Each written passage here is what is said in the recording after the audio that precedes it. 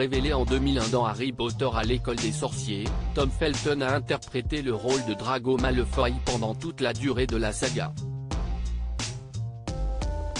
Après le tournage, le grand rival d'Harry Potter a cependant traversé une période très compliquée et a petit à petit sombré dans l'alcoolisme.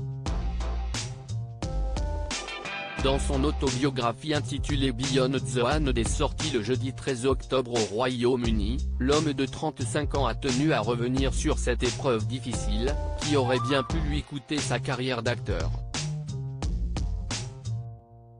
Je suis passé de ne pas être particulièrement intéressé à boire régulièrement quelques pintes par jour, avant même que le soleil ne se couche, et un verre de whisky pour accompagner chacun d'eux a-t-il commencé.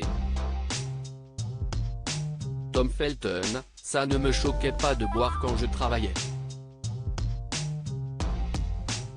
Très vite, Tom Felton va prendre l'habitude de boire tous les jours.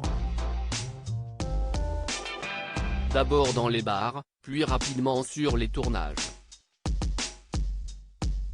Si est arrivé à un point où ça ne me choquait pas de boire quand je travaillais. Je n'étais pas préparé, je n'étais pas le professionnel que je voulais être. Mais l'alcool n'était pas le problème, c'était un symptôme a-t-il confié. À l'époque en couple avec Jade Olivia, le jeune acteur va recevoir son soutien et celui de ses proches pour être pris en charge. J'ai écouté Jade et les autres, ils m'ont dit qu'il était inquiet de mon comportement, du fait que je buvais. Je n'étais pas en état de les entendre a-t-il avoué avant d'expliquer qu'il s'était finalement rendu dans un centre de désintoxication.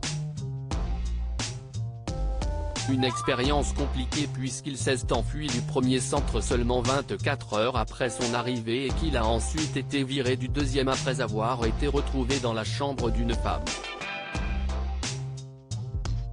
Le message d'espoir de l'interprète de Draco Malfoy finalement, Tom Felton a réussi à demander de l'aide et à se faire soigner. Dans son livre, il a expliqué que cette décision était l'une des plus difficiles qu'il n'ait jamais eu à prendre. Soutenu par ses nombreux amis et notamment par Emma Watson, dont il a toujours été très proche, l'acteur a réussi à aller de l'avant pour retrouver une vie saine et une bonne santé mentale. Aujourd'hui, il explique dans son livre qu'il assume totalement cette période de sa vie. Tout comme nous connaissons tous une mauvaise santé physique à un moment donné de notre vie, nous connaissons tous également une mauvaise santé mentale. Il n'y a pas de honte à cela.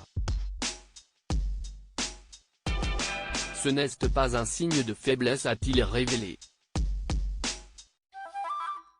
En témoignant de son expérience, l'acteur qui a récemment joué dans le long-métrage Burial espère aider les personnes se trouvant dans la même situation qu'il a été et leur montrer qu'il est possible de s'en sortir. Un beau témoignage d'espoir.